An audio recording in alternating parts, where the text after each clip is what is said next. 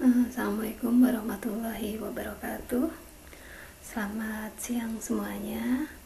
Jadi pada kesempatan siang hari ini Ibu akan menjelaskan materi pertemuan selanjutnya, yaitu mengenai larik atau arai. Oke, kita lihat dulu ya materinya. Jadi kalau di sini disampaikan bahwa larik atau arai itu artinya adalah merupakan suatu jenis variabel yang dapat digunakan untuk menyimpan sejumlah data dengan tipe yang sama. Nah, ini diambil menurut Kadir pada tahun 2017. Jadi ini artinya adalah bahwa arai itu bisa menyimpan sejumlah elemen-elemen data, di mana semua elemen-elemen data tersebut memiliki tipe data yang sama. Ini kalau yang menyampaikan adalah dari Kadir tahun 2017. Ya, jadi berdasarkan pengertian arai di atas, maka setiap elemen dalam arai itu bisa diakses dengan cara yaitu membedakan indeks atau subscript arraynya, dimana untuk perhitungan indeks atau subscript dalam suatu array itu biasanya dimulai dari 0 gitu. Jadi perhitungannya mulai dari 0.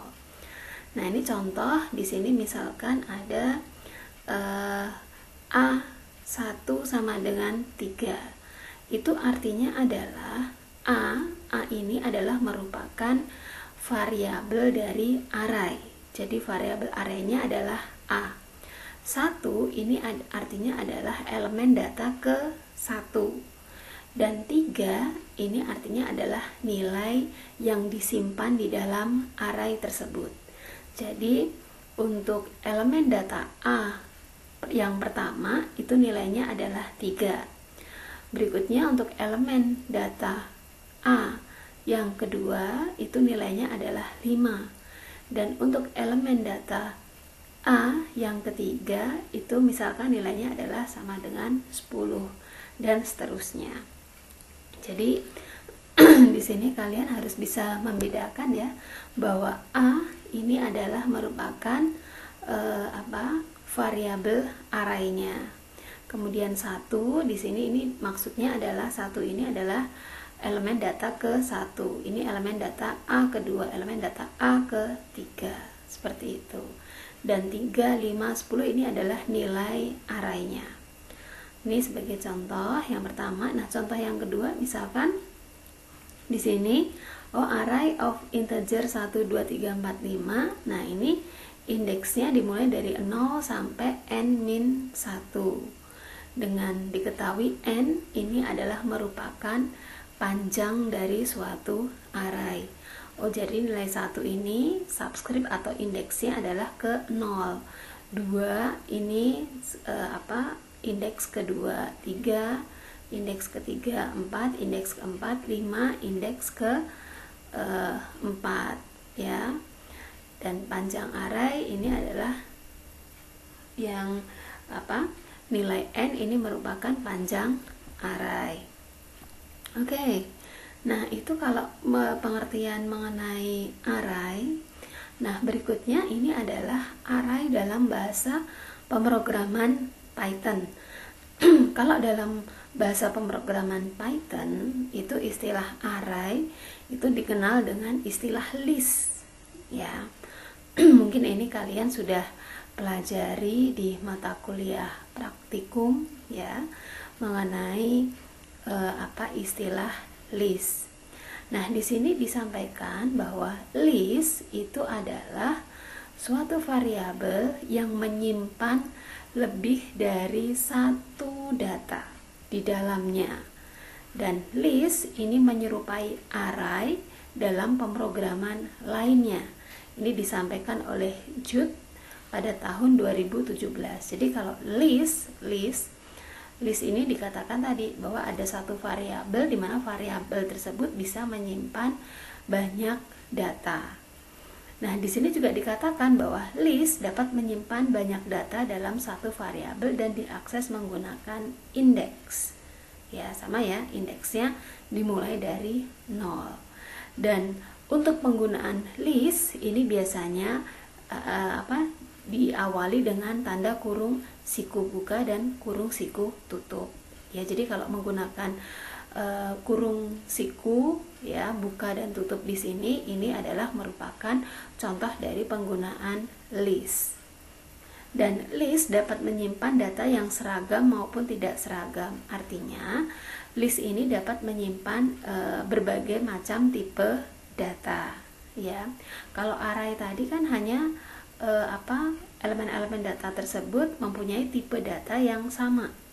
Tapi kalau list ini berbeda. Kalau list ini bisa menyimpan berbagai macam tipe data.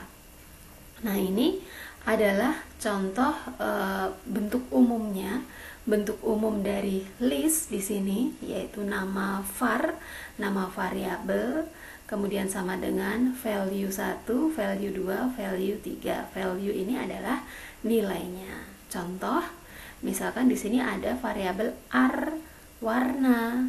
Nah, r warna ini merupakan nama variabel listnya. Kemudian merah, kuning, hijau, biru ini merupakan nilai datanya. Ya, jadi merah, kuning, hijau, biru ini disimpan dalam satu variabel yaitu yang bernama r warna. Ya, ini adalah merupakan contoh penggunaan list karena di sini menggunakan tanda kurung siku. Seperti itu. Oke. Ini ya mengenai array dalam bahasa pemrograman Python. Nah, berikutnya ya ini ada suatu perbedaan antara list dengan array. Kalau tadi array itu dapat menyimpan banyak data tapi dengan tipe data yang sama, tapi kebalikannya kalau list itu juga dapat menyimpan banyak data tapi dengan tipe yang berbeda-beda. Contoh misalkan dari penggunaan list di sini contoh penggunaan list, di sini data sama dengan 1,2 sistem informasi, kemudian ada Sandrina, kemudian ada 1.2 dan ada 0,3. Di mana data ini mengandung berbagai macam tipe data.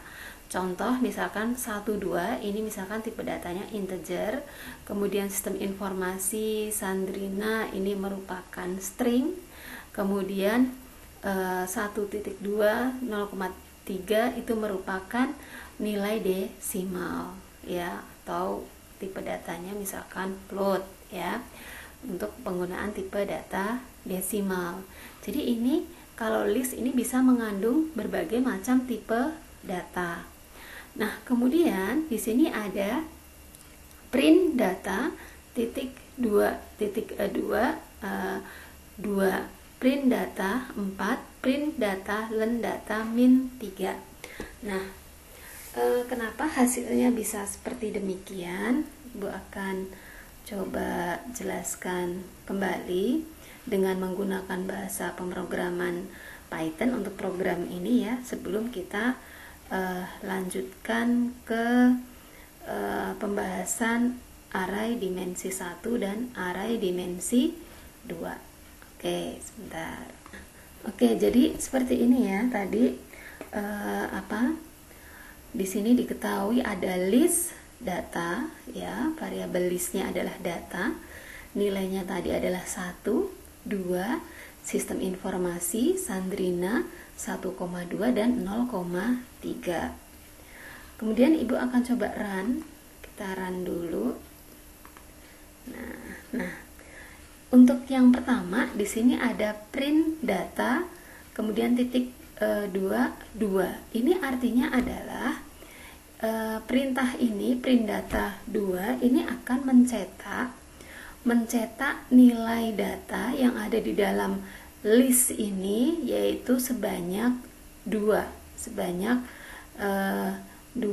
nilai ya. 1, 2. Berarti yang ditampilkan di sini adalah 1, 2.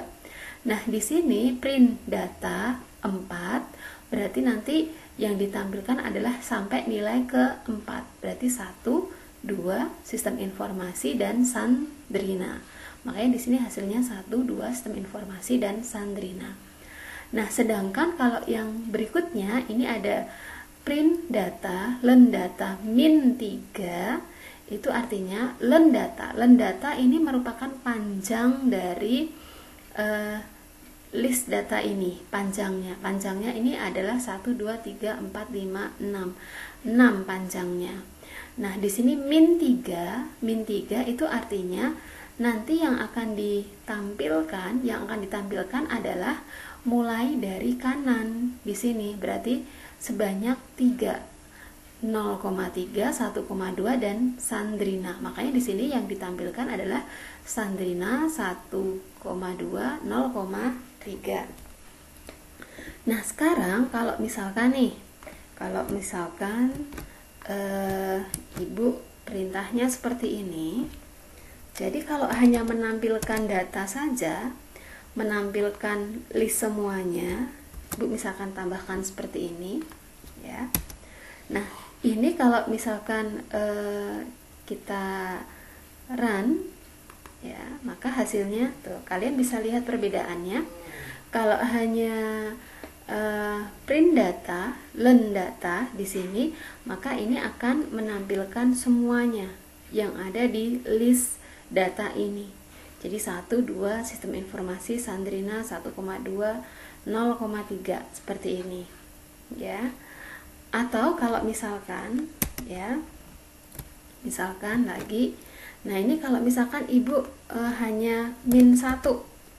Kalau min 1 berarti yang ditampilkan adalah data yang paling akhir di sini. Dari panjang dikurangi 1 ini, ya, panjang dikurangi 1 berarti yang ditampilkan adalah nih, kita lihat 0,3. Ya, jadi kalian bisa lihat perbedaannya ya.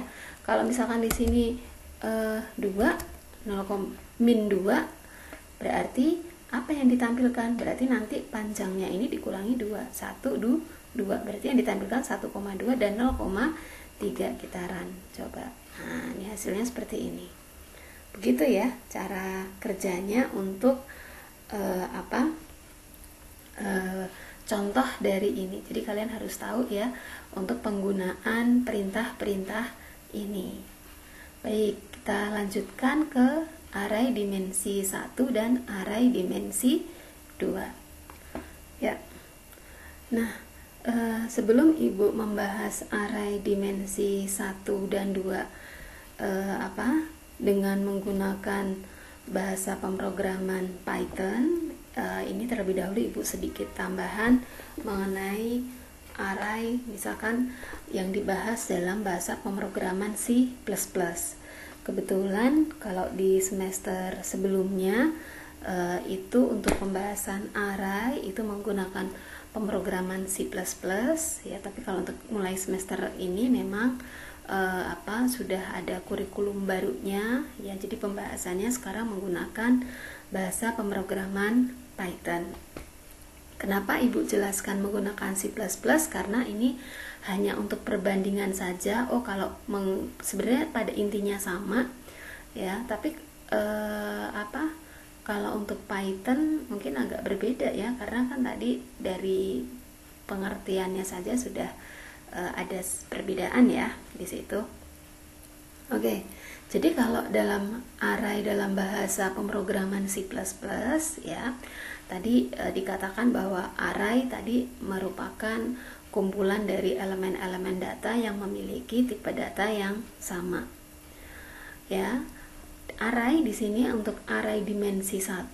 Kalau kita menggunakan bahasa pemrograman C++, maka bentuk umumnya seperti ini. Jadi menyebutkan tipe datanya dulu, kemudian baru nama variabelnya, kemudian di sini adalah ukurannya gitu. Jadi contohnya misalkan tipe datanya di sini misalkan int itu adalah integer. Kita sebutkan tipe datanya dulu, kemudian baru diikuti nama variabelnya, misalkan nilai ini adalah nama variabel array-nya, dan 6 ukuran ini misalkan di sini contohnya adalah 6 ini adalah jumlah elemen datanya. Jadi jumlah elemen datanya itu ada 6. Nah, ini Ibu bisa ilustrasikan sebagai berikut. Jadi sintak ini integer nilai 6 itu bisa digambarkan secara logikanya seperti ini. Jadi ada nilai 1, nilai 2, nilai 3, nilai 4, nilai 5, dan nilai 6. Karena tadi kalau dihitung jumlah elemen datanya kan ada 6. 1, 2, 3, 4, 5, 6. Seperti ini. Nah, kemudian di sini ada nilai 1 ini memiliki indeks yang ke 0 karena perhitungannya dimulai indeks atau subscriptnya dimulai dari 0. Ini indeks ke 0, indeks ke 1, 2, 3, 4, dan 5. Seperti itu. Jadi ini adalah salah satu contoh penggambaran dari array dimensi 1. Ya, ini kalau kita menggunakan bahasa pemrograman C++. Nah, berikutnya ini ada contoh yaitu array berdimensi 2. Kalau untuk array berdimensi 2 ya, array dimensi 2 ini kita lihat dulu tipe bentuk umumnya adalah kita sebutkan tipe datanya dulu, baru nama variabel array, baru indeks 1, kemudian indeks 2.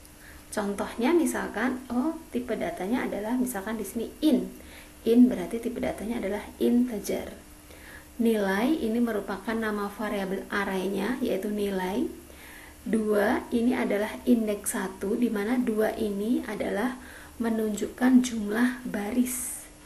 Dan 3 ini adalah menunjukkan jumlah kolom.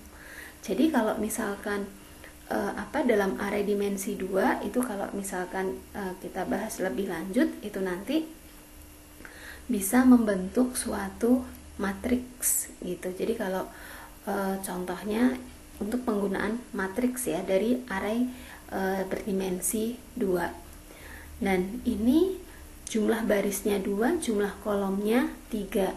Nah, kalau ditanyakan berapa jumlah elemen datanya, kalau jumlah elemen datanya berarti ya jumlah baris dikali jumlah kolom, berarti 2 dikali 3, berarti hasilnya adalah 6. Seperti itu.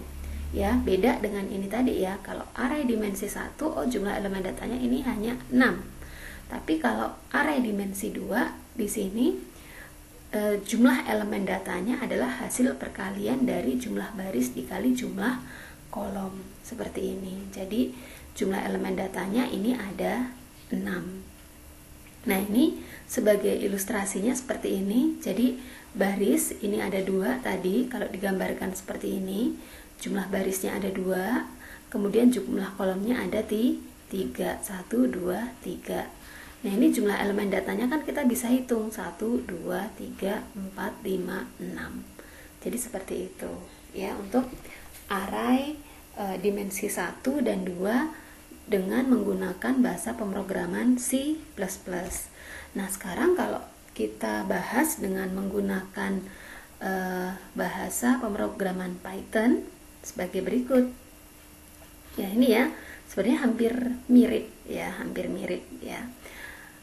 Untuk array berdimensi 1 ya, untuk yang menggunakan bahasa pemrograman Python, ini bentuk umumnya ini langsung seperti ini. Jadi nama array ya, nama array, kemudian jumlah elemen. Contoh di sini nilai 6. Nilai ini adalah merupakan nama variabel array-nya yaitu nilai, dan 6 ini adalah merupakan jumlah elemen yang ada di dalam array tersebut ya, di situ.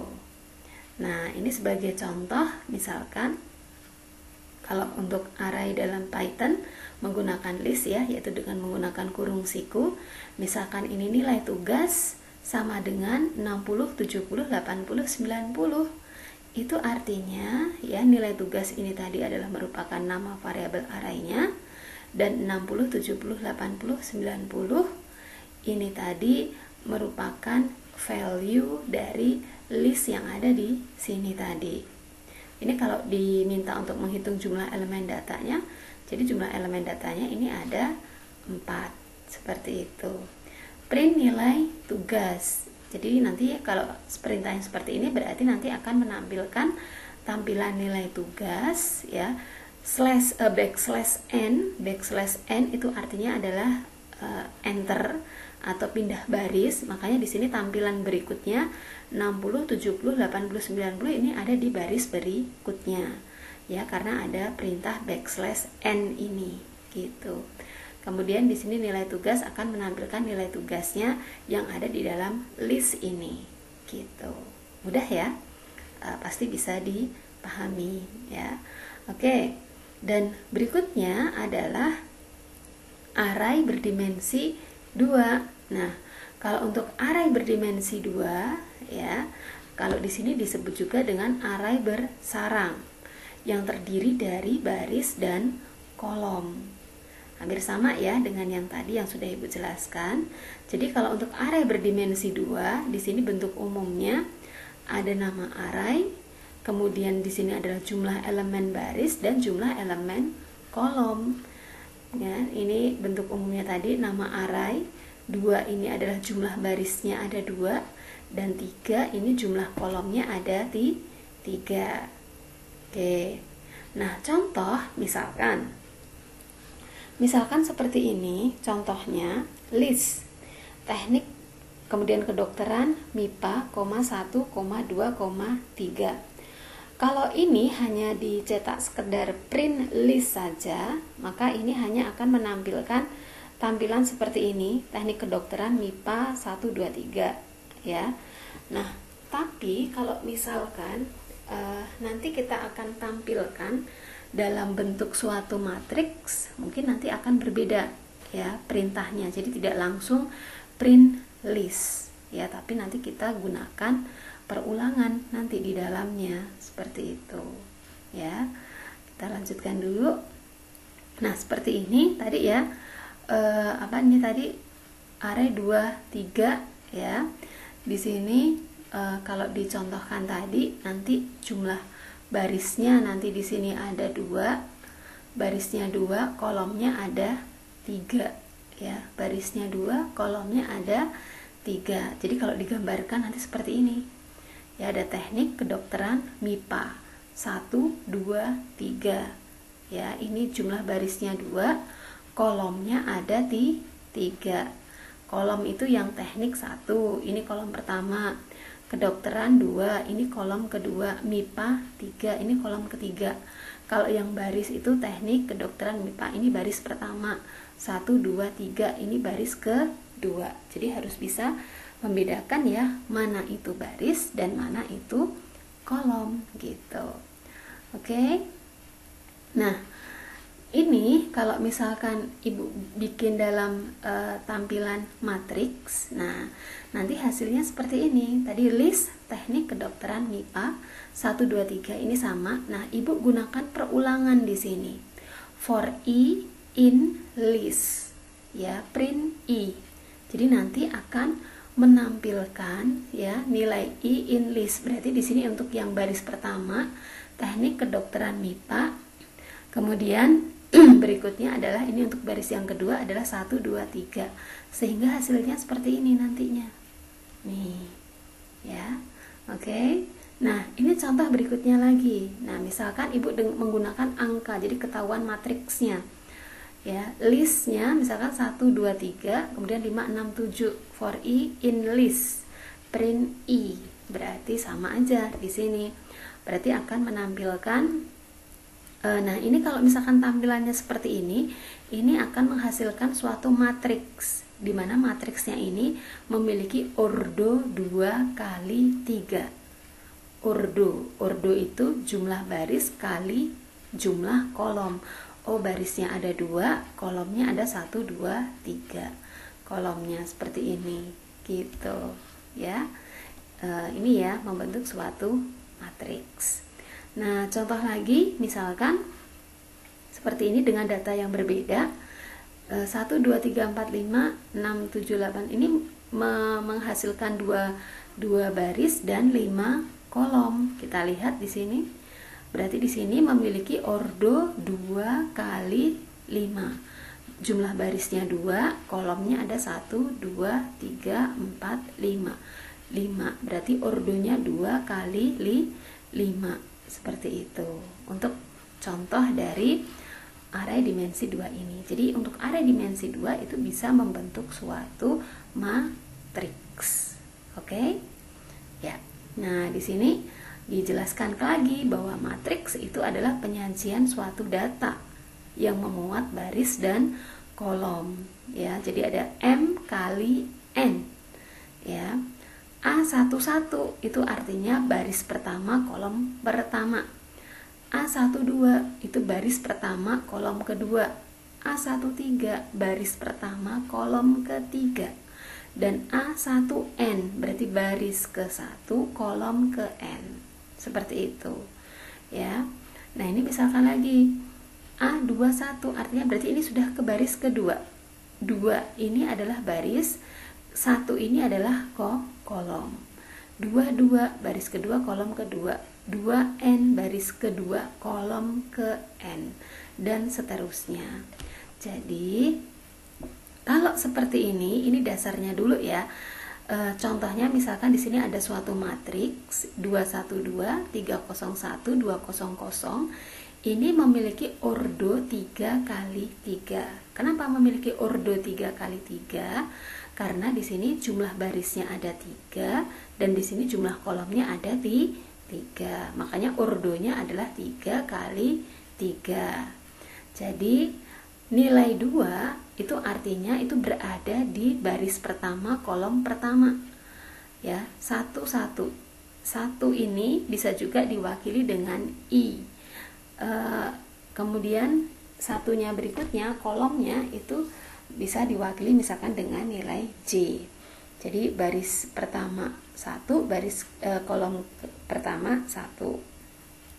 Dan seterusnya ya.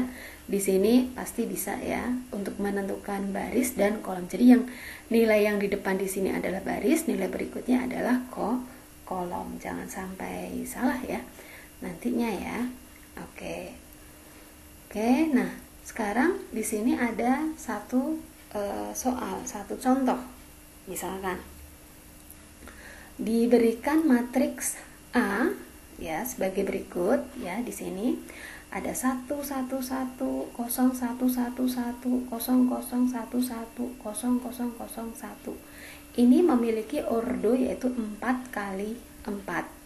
Nah, di sini matriksnya seperti ini tampilannya. Nah, nanti kalian diminta untuk menentukan perintah pokoknya.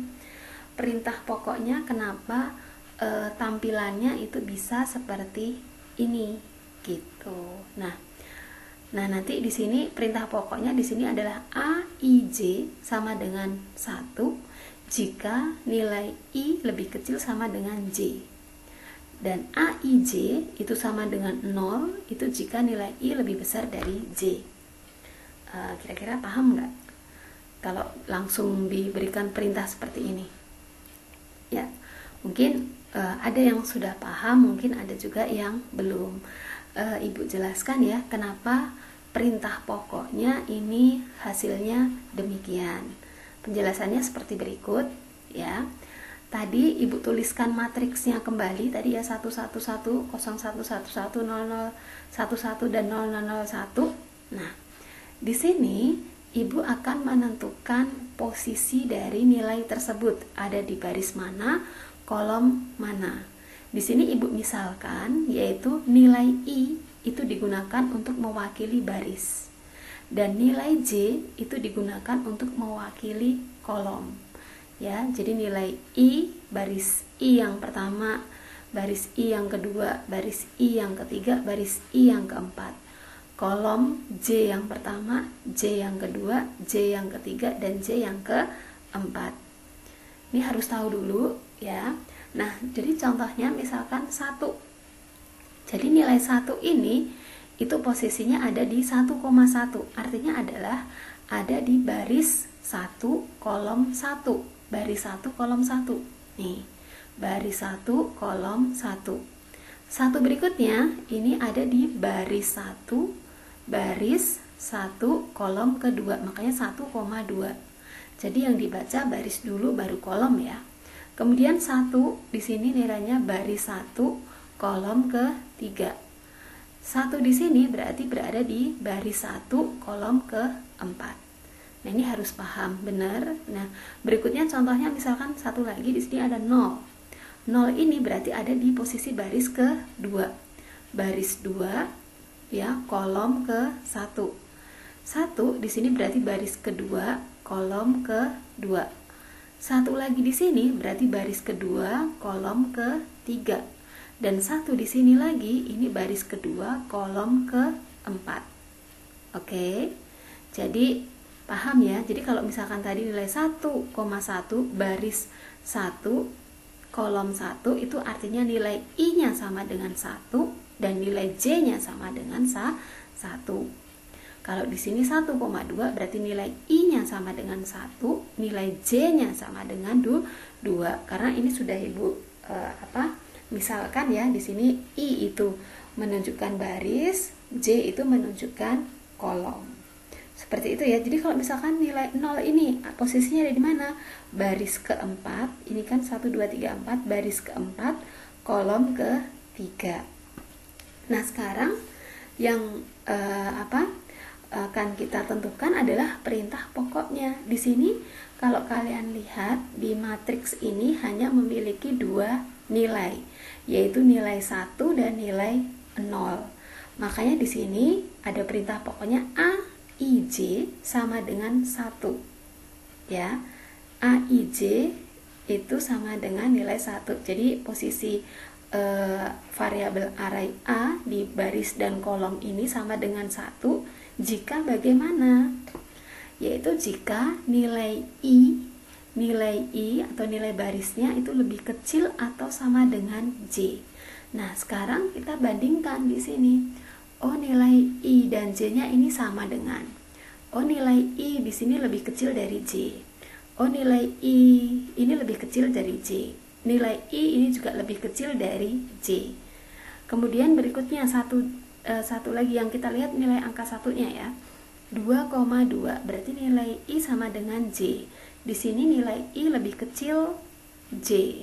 Di sini juga nilai I lebih kecil J karena 2,4 berarti nilai I-nya 2, J-nya adalah 4.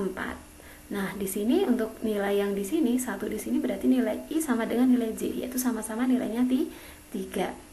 Kemudian di sini nilai I lebih kecil dari J, di mana nilai I-nya adalah 3, J-nya adalah 4. Ya, seperti itu ya. Makanya di sini syaratnya terpenuhi. Jadi A, I, J ini akan bernilai 1 jika nilai I-nya itu lebih kecil atau sama dengan J. Dan A, I, J itu nilainya sama dengan 0 jika apa? Jika kita lihat, kita lihat perbandingannya 2,1 berarti nilai I-nya lebih besar dari J. 3,1 I lebih besar dari J. 3,2 I lebih besar dari J. 4,1 I lebih besar dari J. 4,3 I lebih besar dari J. Maka kesimpulannya adalah bahwa A, I, J itu sama dengan 0 jika nilai I-nya itu lebih besar dari J. Seperti itu ya. Jadi kenapa hasilnya perintah pokoknya seperti ini? Ini tadi penjelasan Ibu ya, penjelasan Ibu kenapa perintah pokoknya adalah seperti ini tadi. Jadi kalian di sini bisa memisalkan barisnya itu dimisalkan dengan I, kolomnya dimisalkan dengan J. Jadi kita bermainnya hanya dengan membandingkan nilai baris dan kolom saja, seperti itu ya. Nah, nanti ada contoh-contoh berikutnya lagi.